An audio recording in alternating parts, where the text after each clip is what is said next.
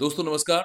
मध्य प्रदेश में एक ऐसा विवाद चल रहा है, एक ऐसी कंट्रोवर्सी चल रही है जो पिछले 9 महीने से लगातार जारी है और सुलझ नहीं पा रही है। ये सिर्फ ज़मीन का मामला नहीं है, ये आस्था का है, किसानों के अधिकारों का मामला है और शायद 20-25 हज़ार करोड़ रुपए के खेल का मामला है। जी हाँ, आपने सही सुना 20-25 हज़ार करोड़ रुपए। ये कहानी है उज्जैन की जहाँ 2028 में सिंहस्थ कुंभ होना है, लेकिन इस धार्मिक आयोजन के नाम पर क्या कुछ हो रहा है ये आपको मध्य प्रदेश के उज्जैन में जाकर देखना चाहिए। मध्य प्रदेश सरकार का लैंड पूलिंग एक्ट 2376 हेक्टेयर जमीन यानी तकरीबन 12,000 बीघा जमीन किसानों की जमीन और इसका विरोध कर रहा है भारतीय किसान संघ जो राष्ट्रीय स्वयंसेवक संघ से जुड़ा हुआ है और भी दूसरे संगठन विरोध कर रहे हैं, लेकिन राष्ट्रीय स्वयंसेवक संघ से जुड़ा ये संगठन यानी भारतीय किसान संघ जिसके दम पर मालवा क्षेत्र में भारतीय जनता पार्टी की पैठ बन पाई है वो इसमें सबसे अहम है। यही एक ट्विस्ट है कि जो किसान संगठन बीजेपी की सरकार बनवाने में मदद कर रहा है, करता रहा है, आज वही सड़कों पर है। ये मामला इतना गंभीर हो चुका है कि केंद्रीय गृह मंत्री अमित शाह के घर पर भी ये बात पहुंच चुकी है, उनके दरबार तक भी ये बात पहुंच चुकी है कहें तो। तो आइए समझते हैं कि पूरी कहानी क्या है ए टू जेड। 17 फरवरी 2024 यहीं से शुरू हुई ये कहानी। भारतीय किसान संघ ने पहला ज्ञापन दिया, मांग थी कि बिल्कुल साफ-सुथरी मांग थी कि लैंड पूलिंग एक्ट वापस लो। देखिए, परंपरागत रूप से उज्जैन में जब भी सिंहस्थ होता है यानी कुंभ होता है, तो सरकार किसानों से 8-10 महीनों के लिए ज़मीन लेती थी। अस्थायी व्यवस्था होती थी, झोपड़ियाँ, टेंट, धार्मिक स्थल, तमाम चीज़ें बनाई जाती थीं। सिंहस्थ जैसे ही खत्म होता था, तो सब कुछ हटा दिया जाता था, किसानों की ज़मीन उन्हें वापस कर दी जाती थी। किसान फिर से खेती करने लगते थे। लेकिन इस बार सरकार की योजना बिल्कुल अलग थी। Town and country planning act की धारा 50 के तहत सेक्शन 12 खा के अंतर्गत स्थायी निर्माण की बात हो रही थी। प्राधिकरण बनाया गया और यहीं से शुरू हुआ किसानों का संघर्ष। 9 महीने किसान लड़ते रहे, कलेक्टर से मिले, कमिश्नर से मिले, मुख्यमंत्री तक से मिले, लेकिन बात नहीं बनी। कोई उनकी बात सुनने के लिए तैयार नहीं था। मामला दिल्ली तक पहुंचा और किसानों का एक ग्रुप गृह मंत्री अमित शाह से भी मिला। केंद्रीय नेतृत्व लगातार संपर्क में रहा और फिर आया 17 नवंबर 2025 का दिन। शाम को सीएम हाउस भोपाल में एक बैठक बुलाई गई। मुख्यमंत्री मोहन यादव, बीजेपी प्रदेश अध्यक्ष, स्थानीय विधायक और चीफ सेक्रेटरी सब वहां मौजूद थे। किसान संघ के प्रदेश अध्यक्ष कमल सिंह आंजना भी वहां मौजूद थे अपनी टीम के साथ। बैठक हुई, चर्चा हुई और फिर सरकार ने आश्वासन दे दिया। प्रेस कॉन्फ्रेंस हुई, सरकार के आधिकारिक हैंडल से अनाउंसमेंट हुआ कि लैंड पूलिंग एक्ट जो है, ये योजना जो है, ये वापस ली जा रही है। उज्जैन में जश्न मनाया गया, किसानों ने रैलियां निकाली, जश्न मनाया, लोग हाथी घोड़ों पर निकले, ढोल नगाड़े बजे, बीजेपी के विधायकों और मंत्रियों ने बधाइयां दी। किसान संघ के नेता जो थे वो बड़े खुश थे, सब कुछ ठीक हो गया, उन्हें ऐसा लग रहा होगा। लेकिन दोस्तों ऐसा नहीं हुआ। यही आता है सबसे बड़ा ट्विस्ट। 19 नवंबर की रात को एक और पत्र आया। इस पत्र ने सब कुछ बदल दिया। पत्र में लिखा क्या था? वही धारा 50, वही सेक्शन 12 खा, लेकिन अब इंफ्रास्ट्रक्चर डेवलपमेंट के नाम पर एक संशोधन, मतलब लैंड पूलिंग एक्ट फिर से वापस आ गया एक तरह से। किसान नेता कमल सिंह आजना के शब्दों में यह ऐसा था जैसे उन्होंने 11 सीढ़ियां चढ़ी और 11वीं पर खड़े होकर कहा गया कि अब सब खत्म हो गया। 12वीं सीढ़ी पर फिर से काम शुरू हुआ, मतलब फिर से एक तरह से आंदोलन की रूपरेखा बनने लगी। अब कई सवाल उठते हैं। इनमें से पहला है कि क्यों सरकार स्थायी निर्माण पर इतना ध्यान दे रही है? किसान नेता कहते हैं कि प्राधिकरण बनाया गया है। पहले तो अलग-अलग विभाग अपना काम करते थे, लेकिन इस बार प्राधिकरण ही सब कुछ काम करेगा और मध्य प्रदेश में प्राधिकरण का यह ट्रैक रिकॉर्ड वो जो है वो जग ज़ाहिर है कैसे काम करते हैं प्राधिकरण।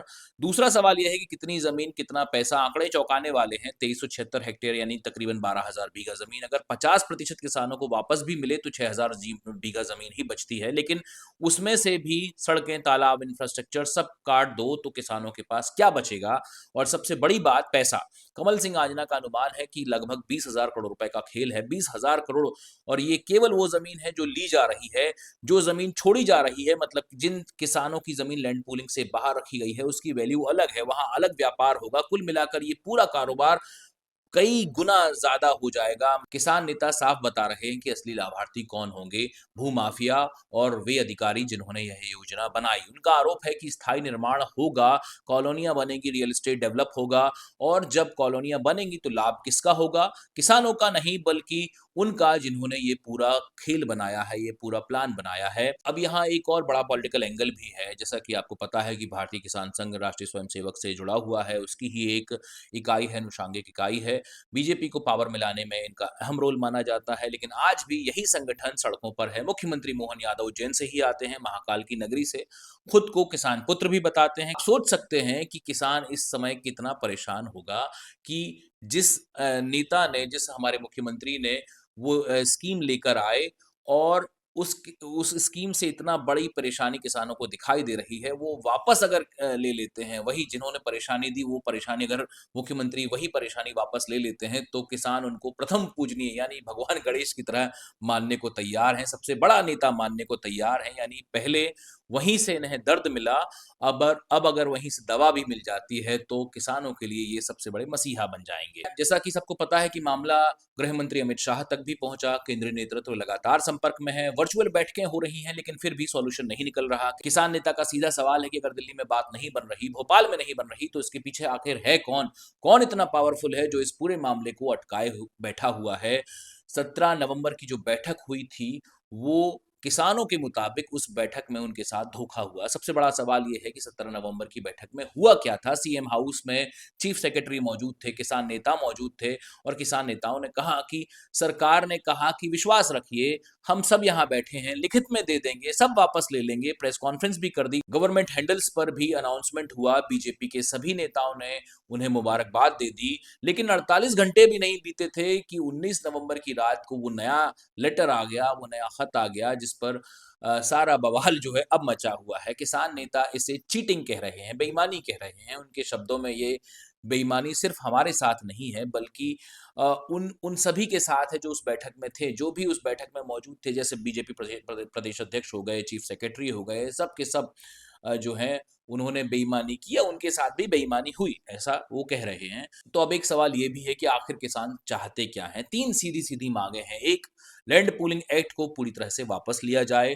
धारा 50 की सभी उपधाराएँ जो हैं वो ख़त्म की जाएँ। दूसरी माँग ये है कि सिम्बस्त वैसा ही हो जैसा हमेशा से होता आया है, अस्थायी व्यवस्था हो, झोपड़ियाँ, टेंट, धर्म और आस्था का स्वरूप वही दिखे जो हमेशा से रहा है। तीसरी, जो टाउन डेवलपमेंट स्कीम टीडीएस 8, 9, 10, 11 के नाम पर नोटिफिकेशंस निकाले गए हैं, कई बाहरी अखबारों में, अन्य जिलों में भी वो शब्द जो है वो निरस्त किए जाएं। वैसे 18 नवंबर को इसके पहले घेरा डालो आंदोलन शुरू होने वाला था, लेकिन वो स्थगित कर दिया गया, उसकी बजाय जश्न मनाया गया। लेकिन अब क्या होगा?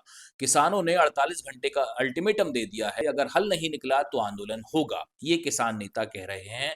और उन्होंने अब क्लियर कर दिया है कि भारतीय किसान संघ का आंदोलन फिर शुरू होगा। लड़ाई लंबी जाएगी और बड़ी लड़ी जाएगी। हज़ारों किसान इसमें शामिल होंगे। तो दोस्तों, इस पूरे मामले में कुछ बहुत बड़े सवाल हैं। वो पहला ये कि अगर यह आरएसएस से जुड़ा किसान संगठन, जो कि है ही, अमित शाह से मुलाकात कर रहा है, लगातार बात कर रहा है, मुख्यमंत्री खुद उज्जैन से हैं, तो फिर मामला क्यों नहीं सुलझ पा रहा है? कहाँ अटका हुआ है? दूसरा, कि 20,000 करोड़ रुपए का खेल अगर है, तो वो उसके लाभार्थी कौन हैं? कौन बेनिफिशरीज़ हैं उसके? और इतने पावरफुल लोग कौन हैं जो भोपाल और दिल्ली के प्रेशर से के बावजूद भी यह योजना रुकने नहीं दे रहे? और तीसरा, कि 17 नवंबर की बैठक में जो कमिटमेंट सरकार की ओर से हुई थी, 48 घंटे में वो बात क्यों पलट दी गई? कौन से अधिकारी, कौन से प्लानर हैं जो सरकार को गुमराह कर रहे हैं, जैसा किसान नेता क्लेम कर रहे हैं? और चौथा, कि प्राधिकरण का रोल क्या है और मध्य प्रदेश में प्राधिकरणों का पुराना रिकॉर्ड कैसा है? क्या उसे देखते हुए किसानों की जो आशंकाएँ हैं, वो क्या जायज़ नहीं है? देखिए, ये मामला सिर्फ़ उज्जैन का नहीं है, पूरे मध्य प्रदेश का है। और मध्य प्रदेश में ऐसे कई क्षेत्र हैं जहां लैंड पूलिंग को लेकर विवाद पहले से बना हुआ है या फिर उपज सकता है। लेकिन उज्जैन की सेंसिटिविटी अलग लेवल पर है। यह धार्मिक आस्था का केंद्र है, सिंहस्थ कुंभ का महत्व है और ये किसान नहीं चाहते कि धर्म के नाम पर उनकी ज़मीन को परमानेंटली छीन लिया जाए। सरकार का पक्ष ये है कि डेवलपमेंट चाहिए, इंफ्रास्ट्रक्चर चाहिए और 2028 का सिंहस्थ भी विश्व स्तरीय होना चाहिए। किसानों का कहना है कि हम डेवलपमेंट के खिलाफ नहीं हैं, लेकिन परमानेंट निर्माण क्यों? हमारी ज़मीन क्यों परमानेंटली ली जा रही है? जैसे पहले होता था वैसे ही कर दीजिए। पहले कौन-सा जो सिंहस्थ था वो खराब होता था। तो आगे क्या होगा ये अभी तक क्लियर नहीं है, लेकिन किसानों का जो अल्टीमेटम है कि 48 घंटों के बाद वो फिर से आंदोलन करेंगे अगर कोई सॉल्यूशन नहीं निकला तो। ये सिर्फ लैंड डिस्प्यूट नहीं है, ये ट्रस्ट का मामला है, विश्वास का मामला है। जब 17 नवंबर को सबके सामने बैठक हुई, कमिटमेंट हो गया, तो 19 नवंबर को वो कमिटमेंट तोड़ क्यों दिया गया? तो किसानों के विश्वास की बहाली अब कैसे होगी? ये सिर्फ किसानों बनाम सरकार का मामला नहीं है, ये आरएसएस एफिलिएटेड संगठन बनाम बीजेपी सरकार का मामला भी है, जो खुद में अपने आप में बहुत पहली बार ऐसा देखने को शायद मिल रहा है। और सबसे बड़ी बात कि अगर 20,000 करोड़ का खेल है तो ट्रांसपेरेंसी कहाँ है, पब्लिक इंटरेस्ट कहाँ है?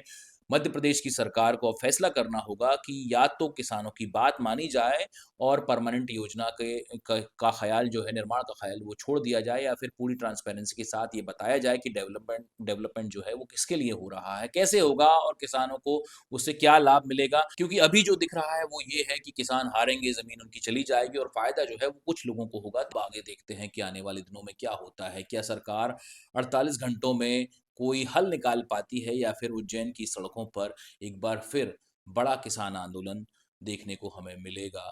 और ये मध्य प्रदेश का भी बहुत बड़ा किसान आंदोलन होगा, क्योंकि और ये आस्था का भी बहुत बड़ा किसान आंदोलन होगा, क्योंकि किसान जो हैं उज्जैन के हैं। उज्जैन एक आस्था का केंद्र है और इस समय देश भर की आस्था, दुनिया भर के लोगों की, कम से कम सनातन प्रेमियों की जो आस्था है वो उज्जैन से जुड़ी होती है। देखना है सरकार इस पर क्या निर्णय लेती है, देखना है किसान इस पर किसके बारे में क्या आगे करते हैं। आपको ये विश्लेषण कैसा लगा? अगर अच्छा लगा हो तो लाइक और शेयर कीजिएगा, मेरे चैनल को सब्सक्राइब कीजिएगा और बताइएगा कि इस बारे में आपकी राय क्या है और इस बारे में हमें आगे क्या करना चाहिए और किसानों को क्या करना चाहिए। शुक्रिया।